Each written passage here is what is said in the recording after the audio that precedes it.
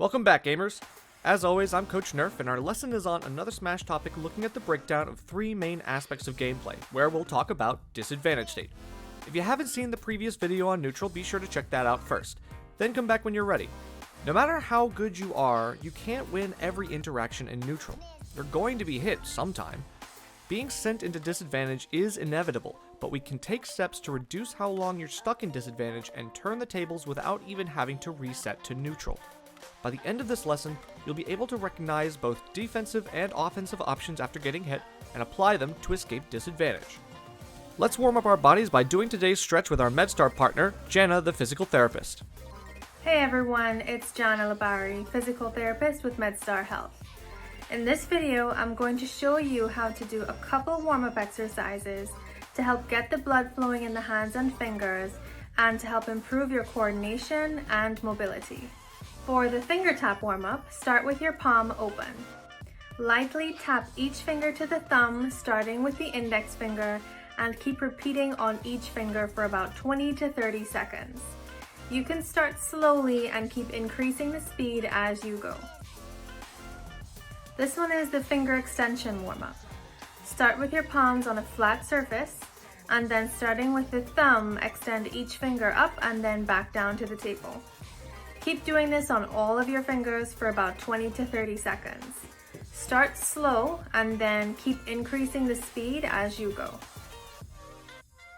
That's it for today's video. I hope you learned something new and it was helpful to you. Let me know in the comments, and thank you for watching. We're going to need quick thinking and a cool head to deal with disadvantage state today, so for an in-game warm-up, play a 2v1 against two level 9 CPUs. Bonus points if they have a lot of projectiles like Pac-Man, Mega Man, Richter, etc. You're probably going to get hit by a lot of goofy stuff, but get used to dealing with that frustration and patiently finding ways to get back to playing the game again. Whoever loses neutral by getting hit is usually put into what is known as disadvantage state, or just disadvantage for short. Anytime you are knocked away by a move, you lose stage control and your opponent will be able to continue to deal damage and potentially KO you. Many players fail to practice what to do in disadvantage state because it is meant to be avoided. The methods in this lesson, however, will give you the ability to deal with an enemy's offense in multiple ways. We'll start off with using jumps to escape. In Smash Ultimate, while in the air, jump comes out on the first available frame, 1/60th of a second. When someone hits you and sends you into disadvantage, jumping out is the fastest way to get out, and can let you drift to either side to evade a follow-up and reset to neutral. One special caveat is that this doesn't work for characters that have a delayed double jump, that is, Lucas and Ness, Mewtwo, Sora, and Kazuya. They have a slower startup on their second jumps and cannot escape as reliably with a jump. Use any character that's not those five for this first drill. Go up against a high-level Fox CPU or a friend who plays Fox. Let the Fox get the hit, then attempt to jump out of the follow-up. Notice how quickly you can jump after being hit by certain moves and which ones sends you into more hit stun, that is, being unable to act for a longer time after getting hit. Jump out of disadvantage 10 times and drift backwards, and 10 more times drifting forwards to pass over the opponent. Jumping out of disadvantage is fast, but at a price.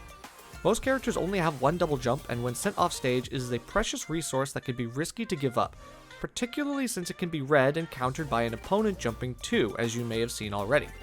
Another defensive option to escape disadvantage is air dodging. You probably already know a bit about air dodges and how they work.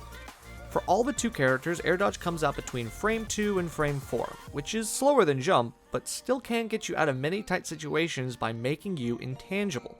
Mithra and Bayonetta have Foresight and Bats Within respectively, which are special dodges triggered from dodging right as an attack hits. It slows down the opponent and can allow them to turn the tables and get a punish. It's only available for the first few frames of the dodge. After that, dodging through an attack will only result in a normal air dodge. No matter who you use, play against an opposing CPU. It may be easier to do it in training mode so you can reset so your air dodges do not become stale. Overuse of the same type of air dodge can make the intangibility begin slower and hurt your chances of using it to escape fast enough. You can also set yourself with different levels of damage to practice getting out of disadvantage at higher percents. In this drill, after getting hit upwards, Avoid a follow-up move with neutral air dodge 10 times, air dodge left or right 10 times, air dodge up 10 times, and air dodge down 10 times.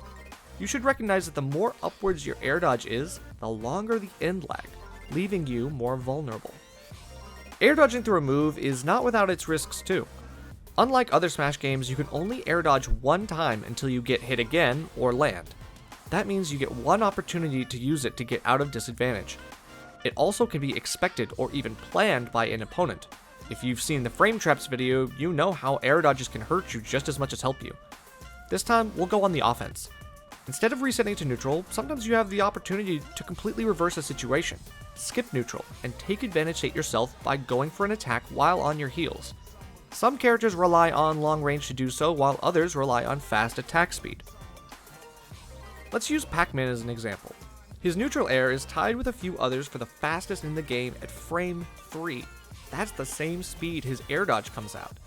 Even some of the tightest combos can't beat out Pac-Man's neutral air because it is also disjointed. The hitbox surrounds him as he goes into his arcade form, so sometimes he can just beat the opponent's follow-up move straight out, if not trade blows at the very least. Pac can also act quickly enough out of neutral air that sometimes you can keep going at your opponent for more damage on top of that. Play a game as your character and find what moves can be used in disadvantage to beat your opponent. Send an opponent off stage 15 times with an attack or combo just after being hit and put into disadvantage yourself. Focus on alternating your escape options, both offensive and defensive, and recognize when you are forced to rely on one or two specific options based on the stage, the character matchup, or any other factor in game. Start thinking of disadvantage state as a pathway to get yourself back to neutral, or better yet, advantage. Make yourself as hard to combo as possible and force your opponent to work harder and harder to continue their advantage to the point that they overextend themselves and give you an opportunity to pull a reversal. Don't use the same escape option twice, and try to skip neutral at key moments where it is possible to do so. Don't forget to comment on this video with your favorite character so others can learn a little more about your specific gameplay.